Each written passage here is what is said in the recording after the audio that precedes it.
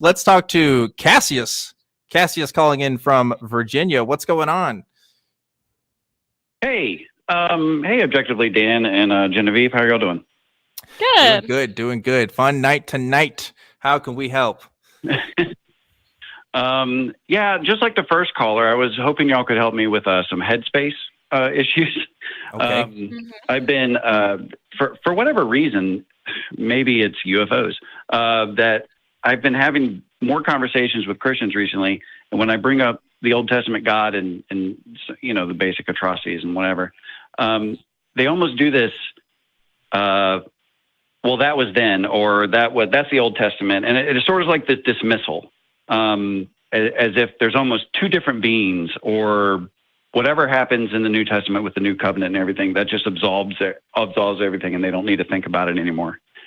So I guess my question is, I don't really know how to speak to that because I don't understand it. Like I was not brought up religious, so I don't understand that headspace. And I was wondering if y'all have personal experience with this, having dealt with it yourselves or thought about it yourselves, or with other people who sort of pass this off as if there's two different beings. Yeah. So I get what you're saying. It's almost like it's like Christians don't even consider the Old Testament because there's these other rules that are being played there. So like the stuff that happens doesn't count. It's like a different world almost. I guess I could speak to my personal experience growing up Christian. I was definitely taught a New Covenant theology, which for those who aren't aware, it's this idea that there was this old covenant or agreement made with God and his people that they had to follow these particular rules. And in turn, they had to make sacrifices to God in order to, absolve themselves of sin and things like that. And Jesus acts as the new covenant, meaning his death covers the sins of everybody. And depending on who you ask, retroactively as well, to people who lived before Jesus. And basically, that's how you get to heaven now. It's not through animal sacrifices, but it's through Jesus. So that's where this idea comes in. What's weird, of course, is like there seems to be things that the Jewish people would do that we would call, not great today, like stoning someone to death for not getting for collecting a bundle of sticks on a holy day, for example. Like that's an event that happened, and other kinds of weird stuff like that. I actually asked that particular question to Frank Turek one time.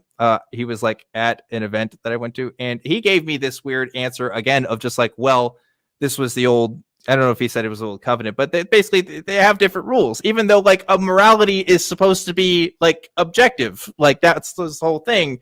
But for some reason, when this group of people do it in this time period, they're following God's law. But if I threw some rocks at somebody, I would go to jail today, no matter what the reason was, pretty much. So yeah, it is really weird. I don't know. I think the problem is for most Christians, they don't really know the full extent of all the bad stuff in the Old Testament. And so it's hard to be cognizant of that.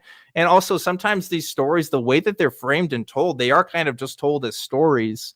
And sometimes as a Christian, you don't actively think of them as like real historical events. At least that's what it was for me. Like I never actually thought about the legitimate consequences of Adam and Eve being a like real historical event, but I wasn't that kind of Christian, and some Christians might think about it the same way, but it is weird. It's also just another reason why I don't go the atrocity route when I'm talking to people, because they'll talk about, oh, it's out of context, yada, yada. You end up kind of wasting time there. But anyway, Genevieve, what do you think? Yeah, I mean, this, it's a conversation I've had over and over and over again. And what I've noticed, what is really interesting with a lot of the Christians that I've spoken to is, you're right, they're not that familiar with the Old Testament. I think I was even watching a debate. I think it was like a TikTok live debate with this kid who eventually conceded, oh, I'm just not that familiar about the Old Testament. And the entire, idea of the debate was, is slavery wrong, and is it condoned in the Bible? And if you're not familiar with the Old Testament, you can't really argue one way or another. And they just assume, yes, it's out of context. But I always wonder, is there any context in which slavery and murder and rape are okay? Is there? I've heard, well, here's an argument I've heard, is that was the laws that were necessary for the time in order for the group of people who were believers to like progress as people. It was in order to prevent anarchy, they had to follow this strict set of rules. I've heard this argument, which is Yeah. really not great, because like we've been not having slavery for a while, and I think we're fine. Like, well, obviously we're not fine. There's a lot of things wrong with humanity, but like, like we're not like hell and fire and brimstone yet, so I don't know. Very weird, doesn't make a lot of sense to me. Yeah, it really doesn't. And it's interesting too, because then you get to, what is it, Hebrews 13:8, where it says, Jesus Christ is the same yesterday, today, and forever, basically. And so Right. yeah, and and granted, that's a verse. yeah, that's a verse. That's And a verse. so, it seems disingenuous to say that God found this morally appropriate then, and it's obviously not morally appropriate now. I thought that God was this unchanging force outside of time and space.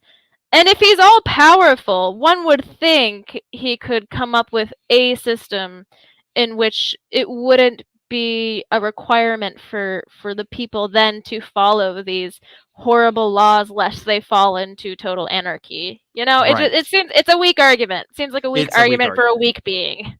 Yeah, and I want to let Cassius respond here, but the final thought I would say is I didn't realize this until I really became, an ex-Christian, but most of like Christians' opinions on stuff like just comes from Paul, like the Apostle Paul, who wrote like most of the New Testament.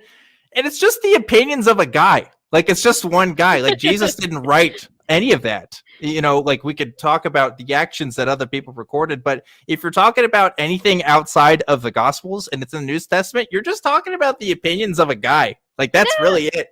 And to be fair as well, half of the Pauline epistles are not actually confirmed to be written by Paul whatsoever. Exactly. So like, that's even more random. Right. Not a great basis of a system of morality, but that's my opinion, right? I don't know. Cassius, what do you think? Well, are you all familiar with Catharism? Catharism? Yes.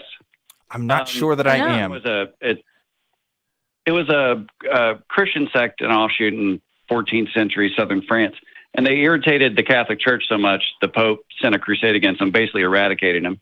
But one of their beliefs was, one of their beliefs was that, there's a good God and a bad God. The good God was of the New Testament, bad God was of the Old Testament. Mm-hmm. And in some Catholic beliefs, it was that the Old Testament God was actually Satan. And other beliefs were that good God and bad God were actually one God. They were the balance of whoever the supreme being is. So, it just reminds me of that when sometimes they say, well, that was the old covenant. Oh, so was that the bad God? Was that like, I don't know. I really don't know how to talk to them about it, because it's like, I guess we're not talking about the same thing. Well, it's interesting you bring that up, because that idea is even older than Catharism. That goes back to very early Christians. Very early Christians had this idea of esotericism. And there's another word for the specific collection of ideas, but there basically is this. The word is going to come to me later. I cannot believe I can't cite it, but there is this idea in early Christianity where their old God of the New Testament is actually a being of evil, and Jesus and the God spoken of in the New Testament is a being of light. And there's like all kinds of other beings working for light and darkness. It's really, really fascinating. And of course, it was obviously heretical. So, that's why you don't hear about it these days, because the early church kind of got rid of that thinking. But like, that was a popular thought. And I guess that's how people rationalize the early differences between the Old Testament and the New Testament. The people that were really paying attention, it was like, well, this doesn't make sense. You kind of can't put these two together. It must be that this God is the evil God and this one's the good one. So yeah, that goes back a little while. Yeah, it's just interesting, the cognitive dissonance between these.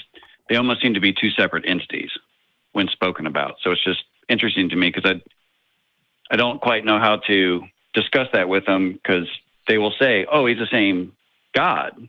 But, so I don't understand the headspace where they're able to wrap that around, and what truth is, I guess, to them, because they can't really explain it either.